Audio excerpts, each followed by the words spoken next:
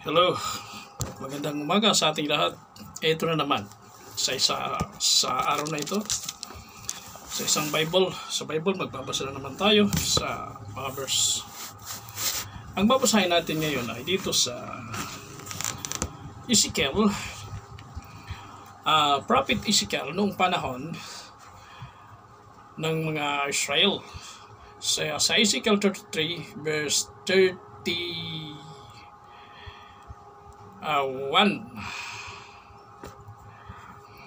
And they came unto thee as the people cometh, and they sit before thee as a people, and they hear thy words, but they will not do them.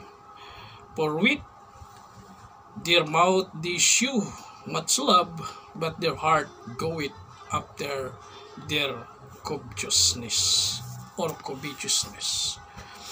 Nung panahon ng Ezekiel, ng Prophet Ezekiel, inutusan siya ng Panginoon na son of man, go to the people of Israel, at ito ang sabihin mo sa kanila, na makikita mo na sila ay naririnig or nakakarinig at umaayon sa iyong salita. Sinasabi pa nga nila ng mga tao noon na pumunta tayo at makinig tayo. At nakikinig ang mga tao sa Prophet Ezekiel na yon. Subalit, ang sabi ng Panginoon, hindi rin nila ginagawa yung napakikinggan nila. Nagsasabi sila na maganda yung message ni Ezekiel para sa atin. Maganda yung message ng Panginoon. Pero hindi nila ginagawa. Para bang isang awiting maganda, pero hindi naman naalaman o iniisip ang kahulugan, katotohanan. Kaya dito mga kapatid, kung ating ma-apply, makikita nung panahon ng ating Panginoong Yeshua, ang daming pumupunta sa Kanya para makinig. Ngunit, iilan lamang yung sumusunod sa sinasabi ng Panginoong Yeshua Messiah. Nung magsermon siya sa bundok, dumalo yung 5,000 na mga lalaki lang, hindi kasama yung mga bata at mga babae. At kuminsan naman, sa isang message niya, nagpunta ang mga tao ng mahigit na 4,000 na mga lalaki lamang, hindi kasama yung mga babae at mga bata. Ang dami. Pero yung napapakinggan nila, ang sabi nga ng Panginoon, inyong hinahanap, hindi ang makinig at sumunod sa kalooban ni Yahweh, kundi ang kumain ng tinapay na kanyang ipinakain. Ibig sabihin sa mga tao, maging sa ngayon, ang mga tao ay pag sinabihan mo, maganda ba ang salita ng ating Panginoong Yahweh sa atin, ang mensahe tungkol sa sanlibutan, tungkol sa mga makasalanan, para baguhin, para tumigil sa paggawa ng kasalanan? Sasabihin nila, oo, napakaganda ng mensahe ng Panginoon, ng dakilang lumikha sa atin.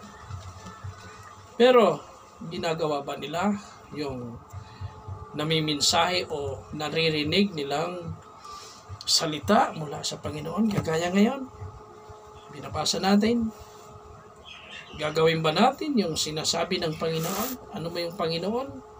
Naririnig niya ang lahat ng ating mga sinasabi, maging sa ating isipan at sa puso, kung totoong tayo ay naglilingkod sa Kanya.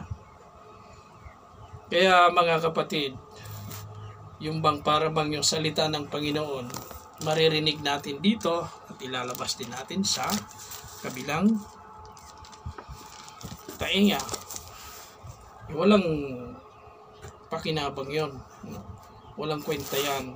Kaya mga kapatid, mga kaibigan, ito ang sabi ng Panginoon noong panahon ng kanyang prophet na Ezekiel. Maganda ang pagtanggap ng tao ng message, ngunit hindi nila ginagawa. Bakit? doon sa kanilang mga sariling kapakinabangan. Minsan, mayroong bumibilib ng mensahe, naniniwala ng mensahe, kung yung mensahe ay pabor sa kanilang buhay o hanap buhay para sa prosperity ng kanilang buhay sa kasalukuyan. Pero pag spiritually, pure spirit, word of spirit ang i-message mo sa kanila, at pagbabago ng kanilang buhay, pagbabago ng kanilang kaisipan, yun ay hindi nila pinakikinggan. Hindi nila sinasunod. Pinakikinggan lang, hindi sinusunod. Kaya worthless, mga kapatid, mga kaibigan, yung ganong klaseng pagtanggap natin sa message ng Panginoon. Naway magsilbi sa ating kunting paalala.